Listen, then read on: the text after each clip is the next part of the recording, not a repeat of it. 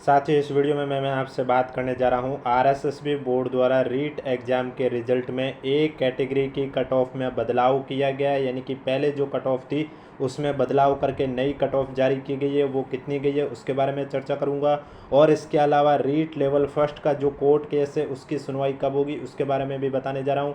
Video पसंद आए तो वीडियो को लाइक कीजिए, चैनल ज़रूर सब्सक्राइब कीजिए, क्योंकि जैसा कि आप सभी को मालूम है अभी टेलीग्राम बंद है, तो बहुत साथी ऐसे हैं जिन्हें रीट एग्जाम से रिलेटेड कोई भी अपडेट समय पे नहीं मिल पाती। फिर चाहे वो लेवल फर्स्ट के 11 प्रश्नों में कोर्ट में जो स्टूडेंट गए उसका फैसला कब होगा उसको लेकर, या फिर आपके डॉक्यूमेंट वेरिफिकेशन को लेकर, चाहे आपके स्क्रूटनी फॉर्म को लेकर हो, या डॉक्यूमेंट वेरिफिकेशन के समय आवश्यक डॉक्यूमेंट जो चाहिए उनके फॉर्मेट को लेकर हो। जो भी अपडेट है जब जब जारी होगी आपको इस यूट्यूब चैनल के माध्यम से सूचित कर दिया जाएगा। और कोर्ट फैसला आपके अगले सप्ताह में सुनवाई हो रही है, तो उसमें भी जो भी फैसला आएगा वो आपको इस यूट्यूब चैनल के माध्यम से बता दिया जाएगा। इसलिए अगर अभी तक आपने चैनल सब्सक्राइब नहीं किया तो चैनल ज़रूर सब्सक्राइब कर लीजिए, नोटिफिकेशन भी ऑन कर लीजिए, ताकि जब भी मैं रीट एग्जाम से जुड़ी चाहे कोई भी अपडेट हो, चाहे वो लेवल फर्स्ट की हो या लेवल सेकंड की हो, फिर चाहे वो अपडेट कोर्ट से आए, बोर्ड से आए या विभाग से आए, आपको इस यूट्यूब चैनल के माध्यम से ज़रूर सूचित किया जाएगा। क्योंकि जैसा कि आप सभी को मालूम है बाकी तो टेलीग्राम पर हर किसी को समय समय पर अपडेट मिल जाती है, लेकिन अभी टेलीग्राम बंद है, इस वजह से बहुत साथियों को समय पर कोई अपडेट नहीं मिल पाती है। तो उन साथियों से मैं यही कहूँगा आप हमारे यूट्यूब चैनल से जुड़े रहिए। इस यूट्यूब चैनल पर आपको समय समय पर time to time REET level first और सेकंड से जुड़ी पल पल की अपडेट दी जाएगी। इसलिए चैनल सब्सक्राइब के साथ नोटिफिकेशन भी ऑन रखना और वीडियो को अधिक से अधिक शेयर करना, ताकि जिन भी साथियों के पास वीडियो नहीं पहुंचा है उनके पास ये पहुंच सके।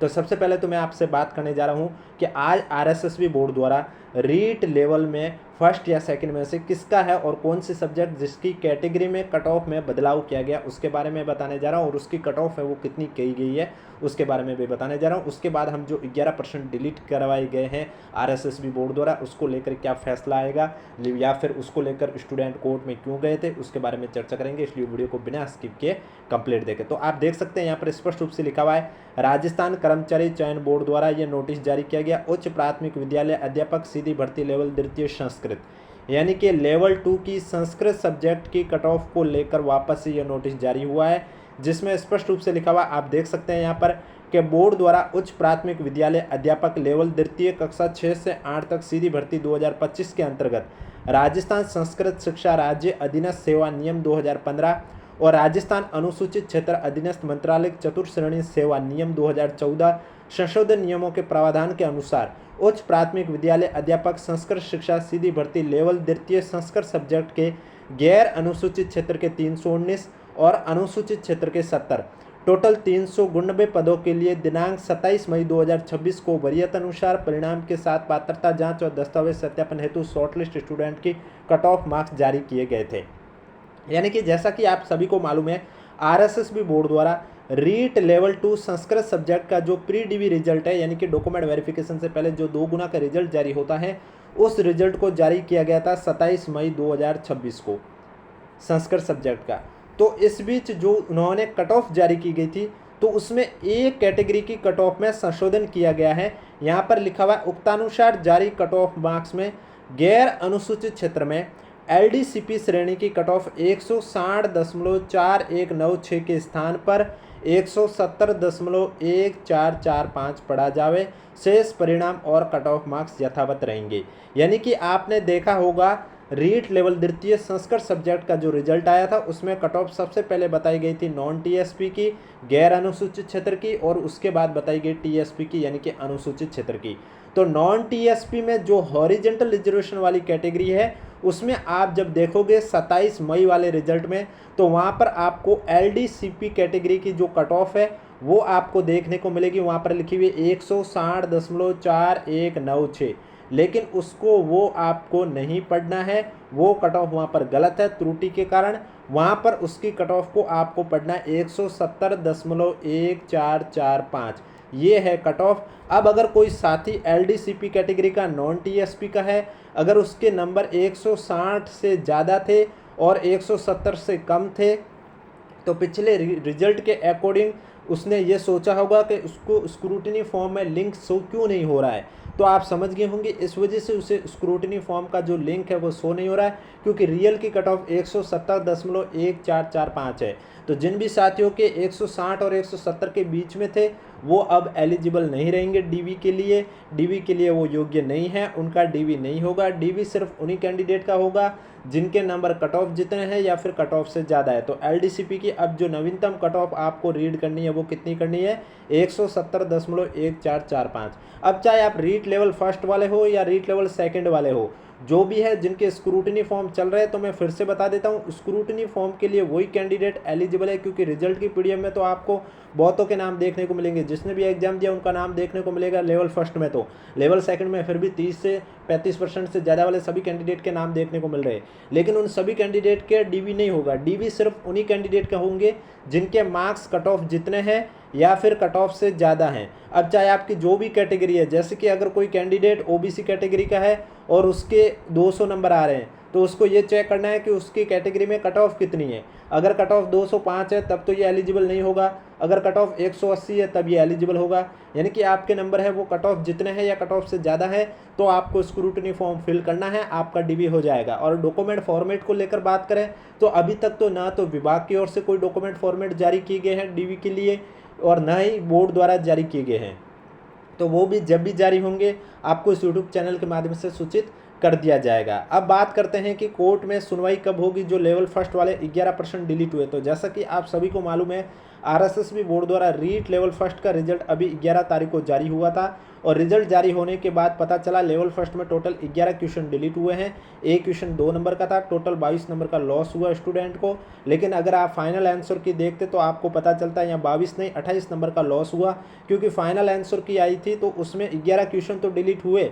इसके अलावा 3 क्वेश्चन थे, उनके आंसर भी चेंज हुए। वो 3 क्वेश्चन कौन से थे जिनके आंसर चेंज किए गए, जिस पर मैं ऑलरेडी चर्चा कर चुका हूँ। तो इस तरह से आप देखोगे तो 28 नंबर का टोटल स्टूडेंट को लॉस हुआ। तो उन स्टूडेंट ने अभी कोर्ट में गए हैं, अपील की है कि भाई जब एनसीईआरटी बुक है या फिर जो भी आरबीएससी की बुक है उनमें सही आंसर है, फिर भी बोर्ड ने उस आंसर को गलत माना है, उस क्वेश्चन को डिलीट किया है। इसको लेकर अगले सप्ताह कोर्ट में सुनवाई होगी और जो भी फैसला आएगा वो आपको इस यूट्यूब चैनल के माध्यम से सूचित कर दिया जाएगा। क्या रिवाइज रिजल्ट जारी होगा या कोर्ट का फैसला आरएसएसबी बोर्ड के पक्ष में रहेगा, जो भी सुनवाई होगी हम आपको इस यूट्यूब चैनल के माध्यम से सूचित कर देंगे। इसलिए चैनल सब्सक्राइब के साथ नोटिफिकेशन भी ऑन रखें। अब कुछ साथी ये कह रहे थे कि 28 नंबर का नुकसान कैसे हो गया, जबकि वो क्वेश्चन के नंबर है वो बाकी के क्वेश्चन के साथ बराबर बांटे गए।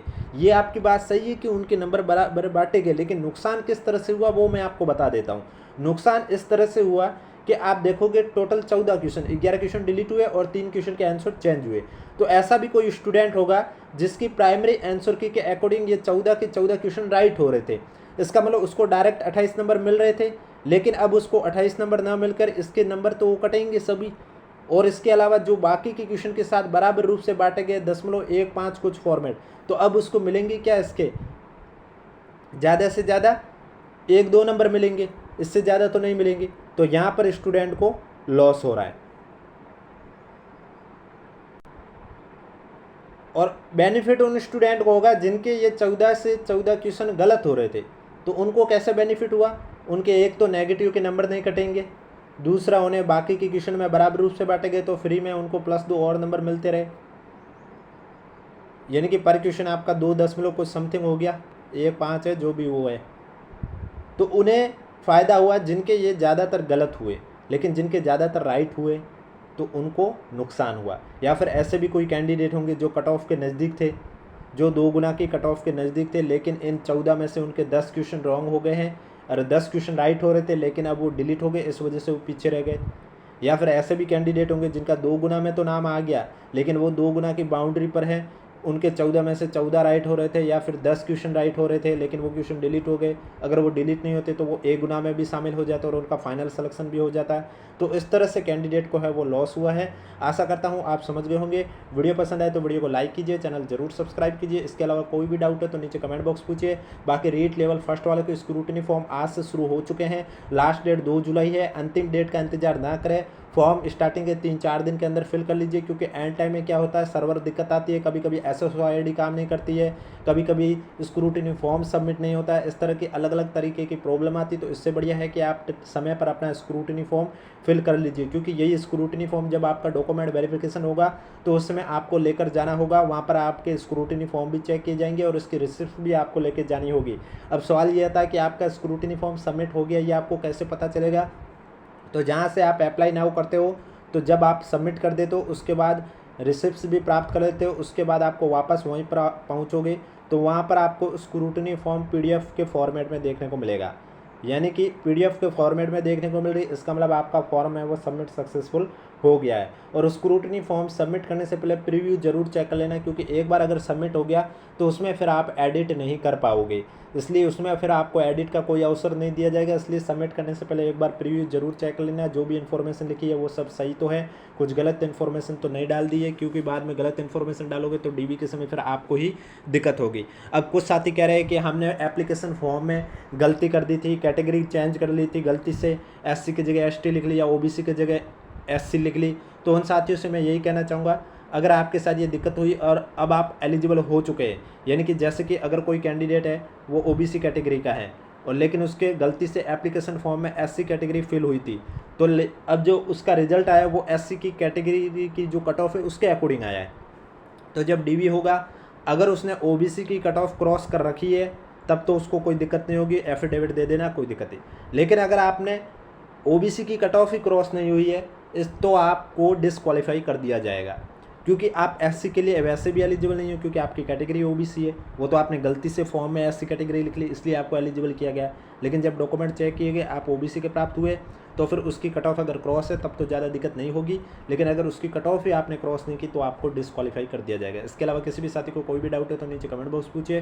वीडियो पसंद आए तो वीडियो को लाइक कीजिए, चैनल जरूर सब्सक्राइब कीजिए, और रीट लेवल फर्स्ट हो या सेकंड को आगे जो भी अपडेट आएगी, फिर चाहे वो आपके कोर्ट केस को लेकर हो या डॉक्यूमेंट वेरिफिकेशन को लेकर, शेड्यूल को लेकर हो, या फिर आपके डॉक्यूमेंट फॉर्मेट को लेकर हो, हम आपको इस यूट्यूब चैनल के माध्यम से समय समय पर ज़रूर सूचित करेंगे।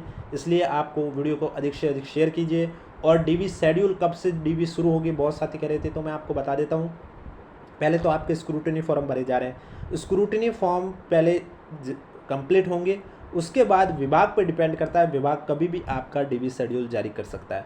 चाहे वो अगर विभाग को फास्ट करना है तो 6-7 दिन के अंदर कर देगी, देरी से करना है तो 1 महीने बाद भी नहीं करेगी, वो सब डिपेंड करता है विभाग पर।